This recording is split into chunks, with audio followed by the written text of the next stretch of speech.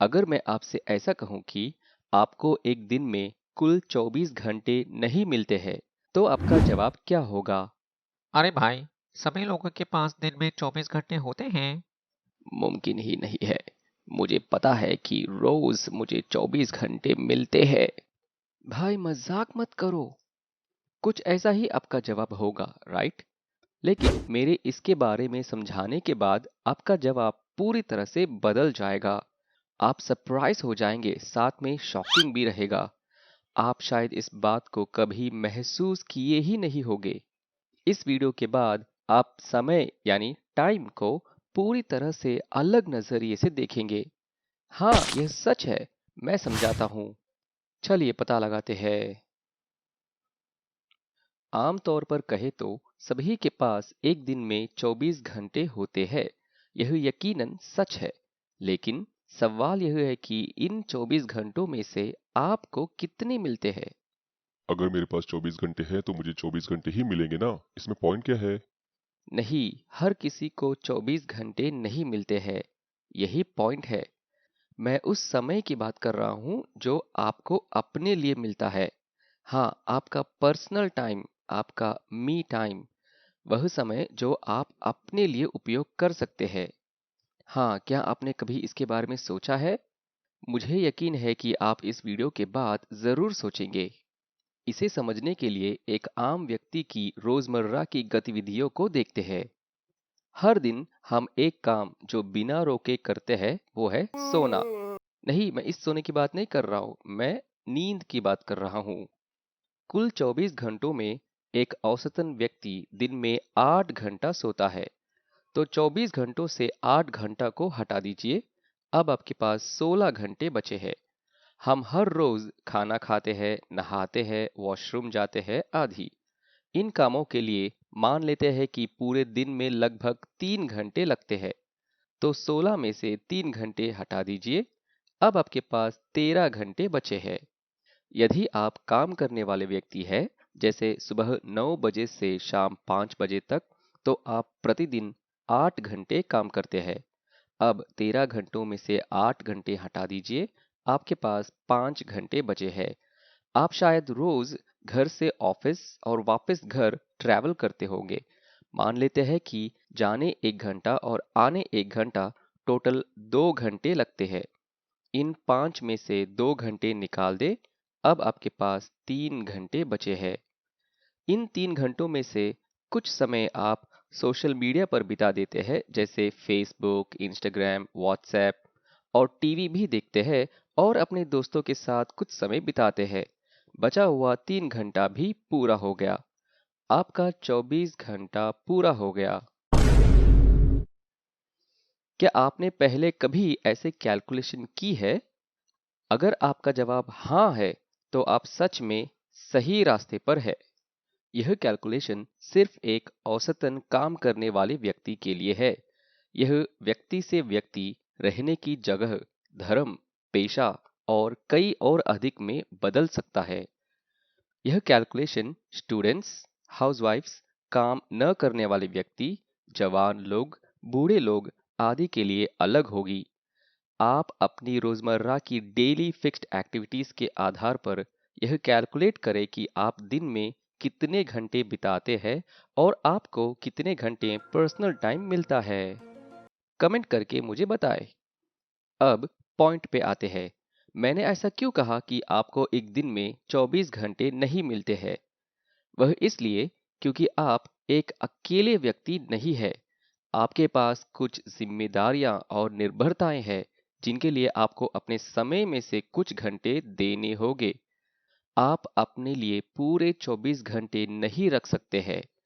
एक उदाहरण के लिए, यदि आप कमाई करने वाले सदस्य हैं और यदि आपकी कुछ जिम्मेदारियां हैं, तो आपको अपने पैसों में से कुछ या सभी पैसे उन्हें देने या खर्च करने होंगे। इसी तरह आपको अपने समय में से भी कुछ उन्हें देने या खर्च करने होंगे। एक और उदाहरण से इसे अच्छे से समझते हैं। मान लेते हैं कि एक व्यक्ति जो अनाथ है, अविवाहित है और अपनी खुद की घर में अकेले रहते हैं। वह दिन में 8 घंटे सोते हैं। क्योंकि वे अकेले हैं, वह बाहर से खाना मंगाते हैं, इसलिए उन्हें खाना बनाने की ज़रूरत नहीं।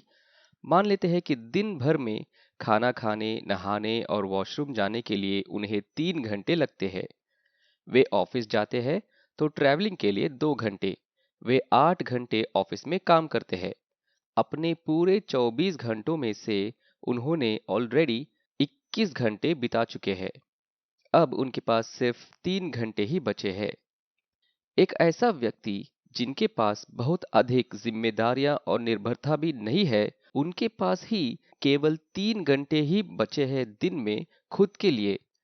तो अपना सिचुएशन जरा सोच के देखिए। अब अपने इस बचे हुए 3 घंटे की समय को वे किसी भी काम के लिए इस्तेमाल कर सकते हैं, जैसे शॉपिंग करना, एक्सरसाइज करना, टीवी देखना। इनके 24 घंटे पूरे हो गए।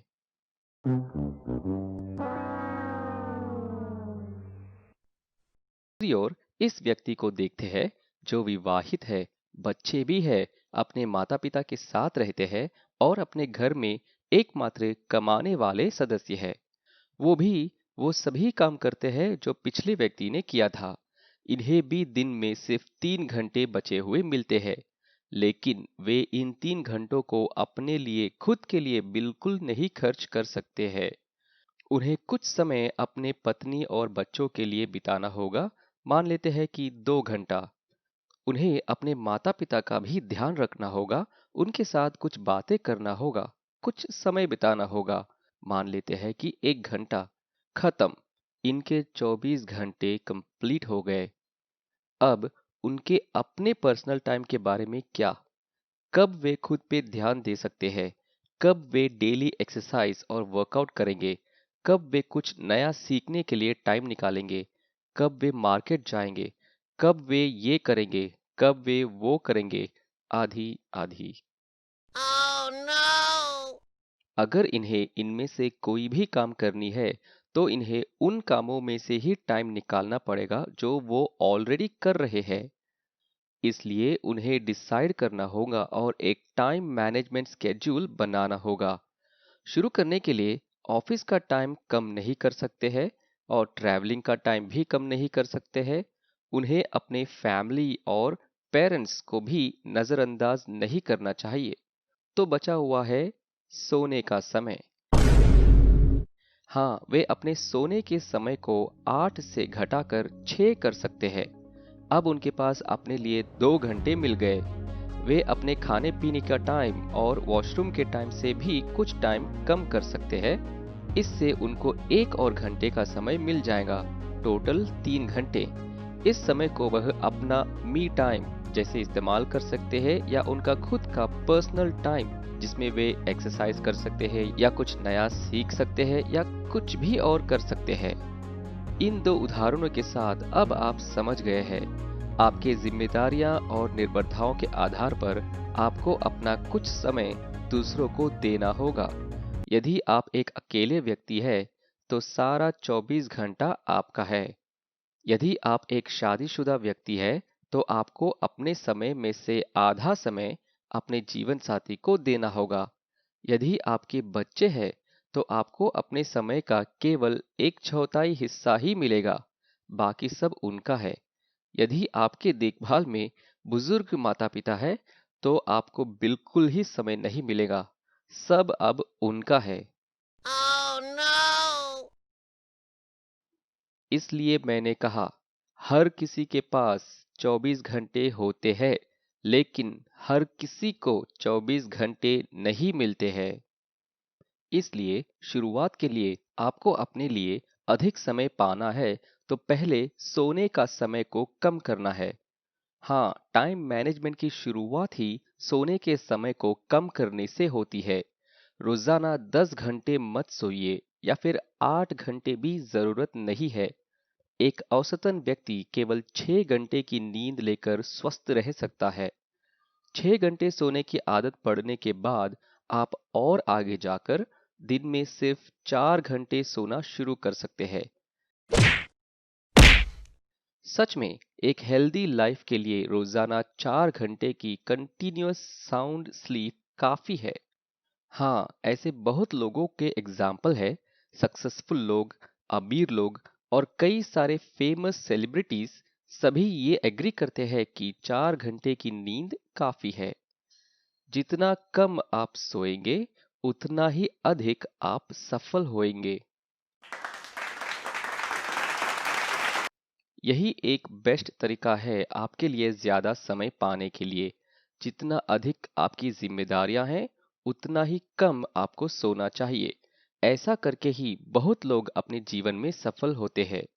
और ऐसा ही द 5 AM क्लब शुरुआत हुई।